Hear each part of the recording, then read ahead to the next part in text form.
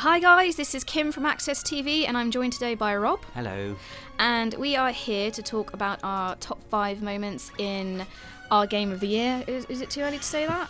It's a bit too early probably, but it's definitely going to be one of our games of the year. Yeah. Because it's amazing.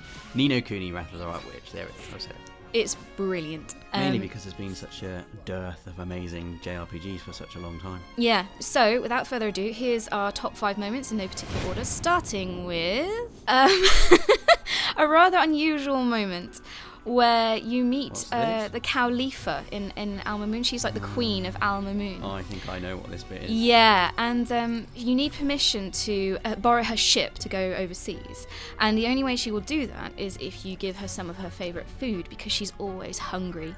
She can't stop eating cheese. So you have to go and create cheese from the fountain in Alma Moon and then feed it to her in what I can only describe as one of the most disturbing scenes of my life. Yeah, I mean, I keep on trying to convince people that this game is really good, and I was playing this bit right now where Oliver is climbing up this monstrosity of a woman and force-feeding cheese into her mouth while she's making quite suggestive noises. Yes. And my fiance walked into the room as this bit was happening. This woman, guess my mouth, and put it in my mouth. What on earth are you playing? And I was like, honestly, it's a really good game. Yeah, and it's, she you just know. looked appalled. Oh dear. So moving on swiftly to number 4. A world map. A world map. Now, we couldn't resist putting this in because it's been such a long time since we've seen a world map in a JRPG. Yeah. Thank you, Final Fantasy 13 and 13 too. I think the last time I saw a world map in a JRPG was when I played Dragon Quest VIII. Yeah, it just seems to have gone missing from JRPGs, and it was just such a treat because it's gorgeous. It's absolutely gorgeous in Ni No Kuni. It just feels really alive. Yeah. There's some really nice detailing in it, and of course there are monsters everywhere, and you can either fight them or not fight them. There's things to find, and it really is just, you get a real sense of adventure as soon as you unlock it and you start wandering about. It is wonderful. I like as well that they've included sea and air vehicles as well. I mean, look how gorgeous this bit is when you go from the kind of daytime to the sunset area. Yeah. Wow, it's so pretty. And then also you unlock a dragon as well. This is one of my favourite moments of the game. When you first get on the back of this dragon called Tengri and you realise you can just fly anywhere in the entire world. And the music, the main theme, kicks in as you're flying on the back of it. And it's wonderful. Brilliant. Right, number 3 is a bit of an unusual choice for me. I decided to choose the spell book, which is something you pick up at the beginning of the game. It's the Wizard's Companion. And it's essentially an instruction manual to the game, but it's so creatively done. It gives you folklore about the world, it gives you maps about the world, it tells you alchemy, because you unlock a kind of alchemy crafting system.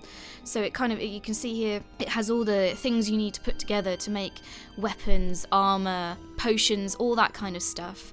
You know, it gives you information about the equipment you've got and all the familiars that you can capture in the world. Look at the cute little familiars, he's got sunglasses. One of my favourite things about it is how it doesn't kind of like hold your hand. There's a bit in the game where you've got to go and find a spell. It just says, go and look in your Wizard's Companion for the words. And you've got to leaf through, you've got to find the right section on your own. And also the Nazcan, am I pronouncing that right? I don't know, those 2 little dots over the A worry me. It's got, Ni No Kuni has its own language, and you can translate that language into English using this translator.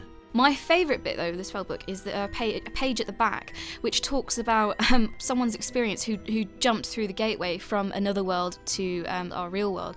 And my favourite bit is when they talk about young men applying gel to their hair and making their heads look like the posterior of a creature of the Aves genus, which is the bird creatures, which I think is fantastic.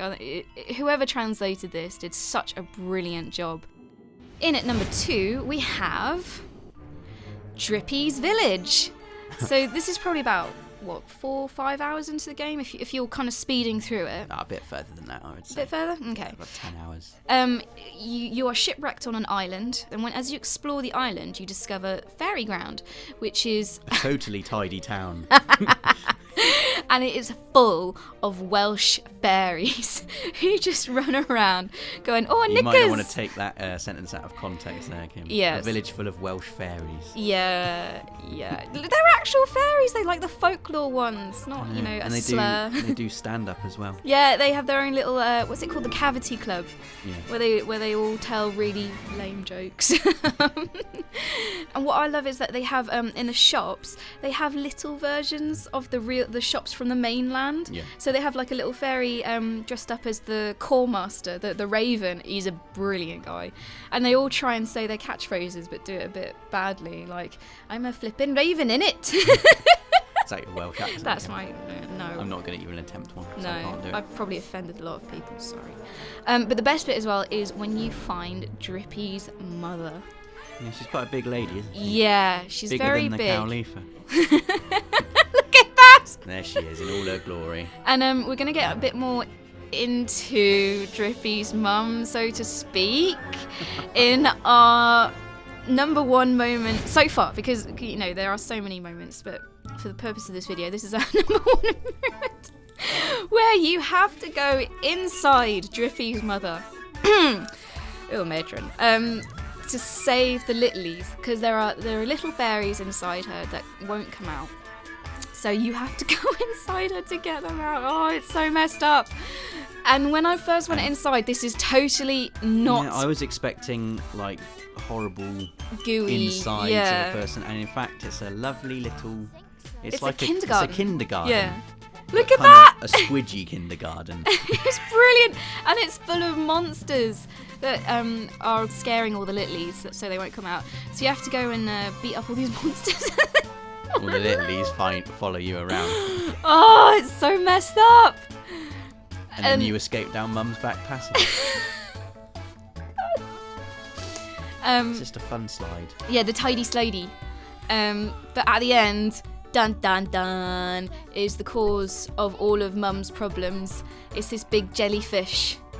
It hasn't Bane anything Mum's to do with the main bad guy in the game, I might No, add. It's because yeah. Drippy's mum has decided to eat it. Yeah, she got hungry. You think that it's Shadar's doing, that he's cursed her, but no, she just got hungry and ate it, and it captured all the littlies. So you have to beat him up, and then you have to be born again Through her head. through her head, and she makes all kinds of weird noises, and then, yeah, you're reborn. And this is how fairies are born, kids. That if you ever see a fairy, that's where they've come from. Oh my. This whole section of the game for me was so bizarre. I just couldn't stop laughing. But there you go, that's our top 5 moments so far. There are so many more though, as we keep playing it. So maybe we'll bring you some more in the future if you're lucky. Sure we will. Anyway, thank you very much for watching, and go buy Ni No Kuni. Yeah, go and buy it. Yeah.